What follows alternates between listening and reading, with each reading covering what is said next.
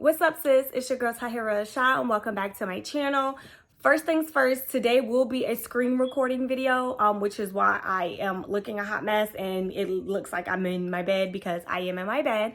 But today's video, I am going to be showing you guys how to prepare your taxes for your tax preparer, your accountant, your financial advisor, whoever does your taxes, or maybe even yourself. So in this video, I am pretty much just showing you how to prep your taxes for your tax preparer, okay? So I am not showing you how to enter the information into Tax Act or Tax Hawk or TurboTax, whatever software that you use to actually prepare your taxes.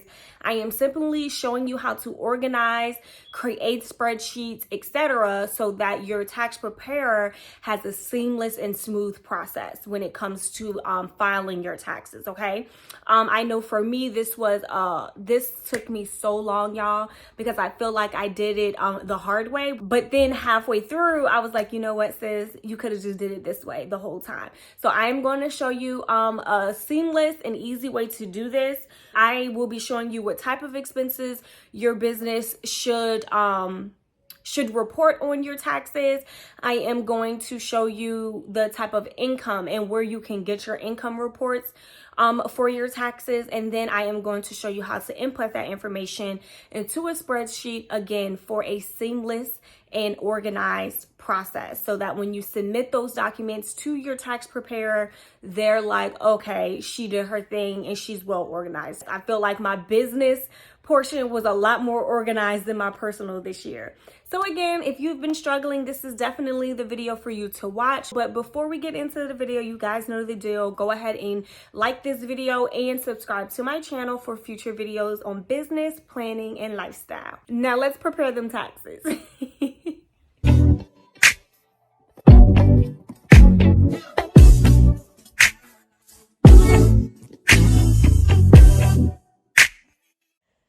Okay, sis. So I went ahead and created this little Word document just to serve as a guide. Feel free to screenshot this or take notes as I go through it. But let's start with the type of expenses.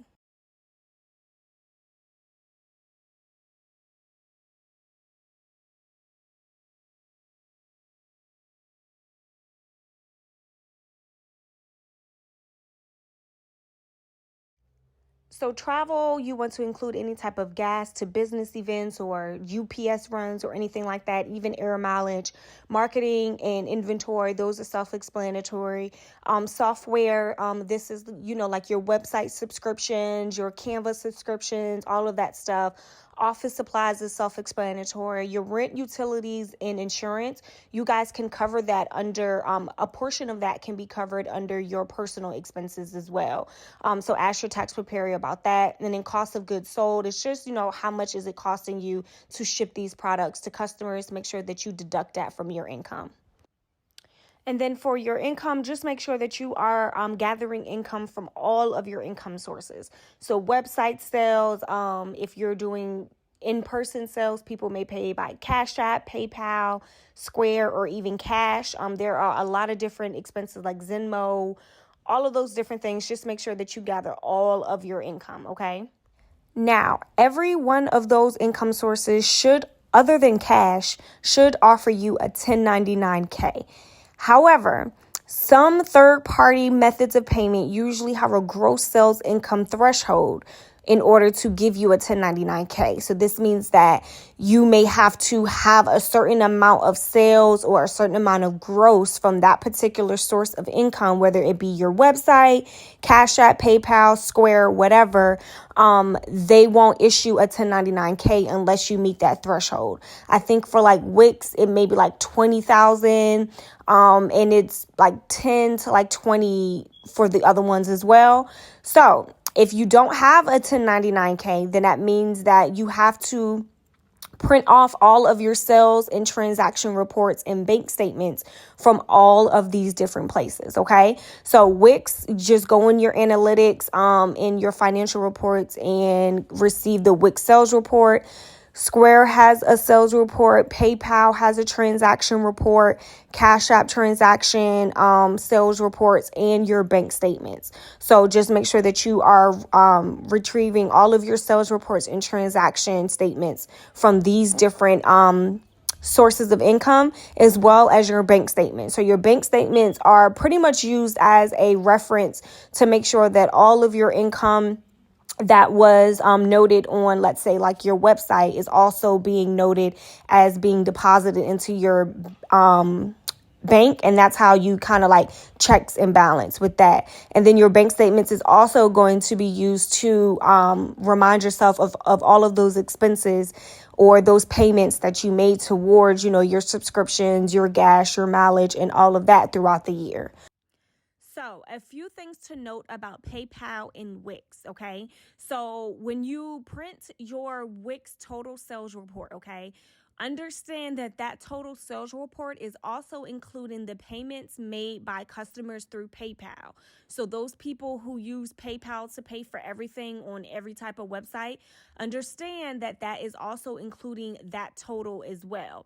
So when you go over to your PayPal account and you print those transaction reports, make sure that you are deducting the amounts that came from Wix, okay?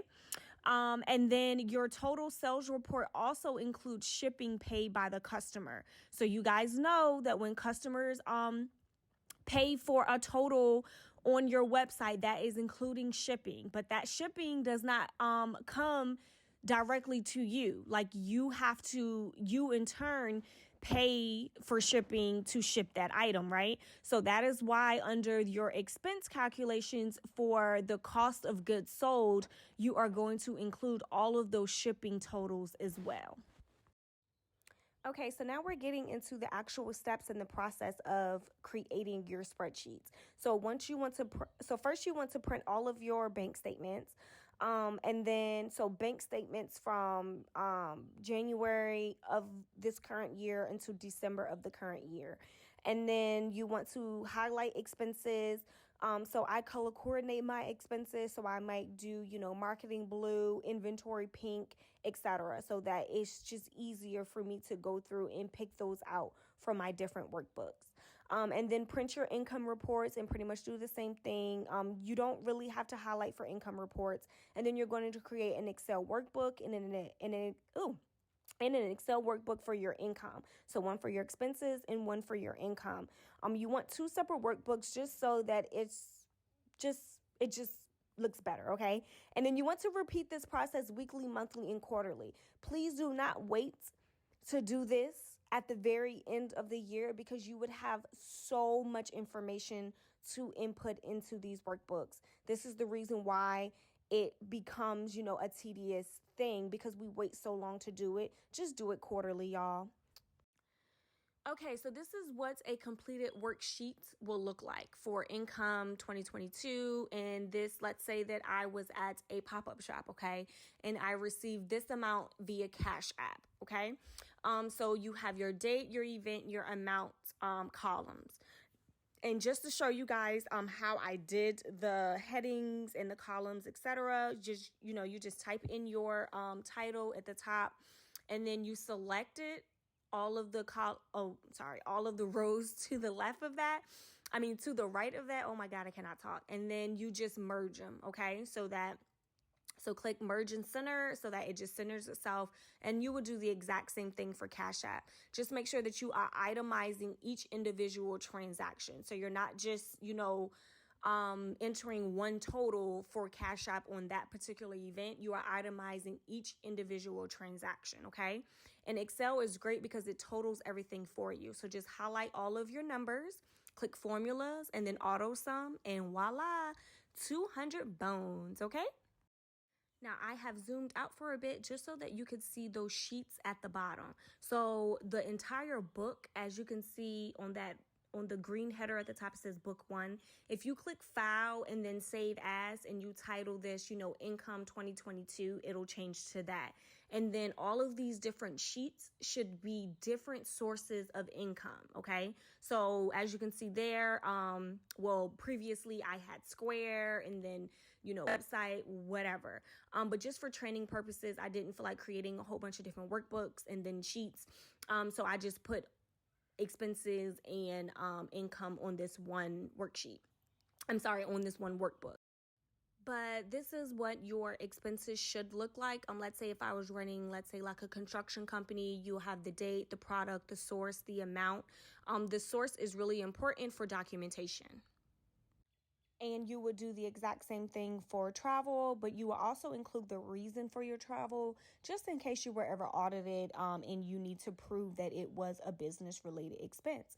But that's pretty much it, you guys. It's super sweet and to the point. If you print out those bank statements and itemize those expenses and those incomes, you should be good to go, and that just make your workbooks as seamless and as organized as possible. If this video helped you, go ahead and give it a thumbs up and don't forget to subscribe.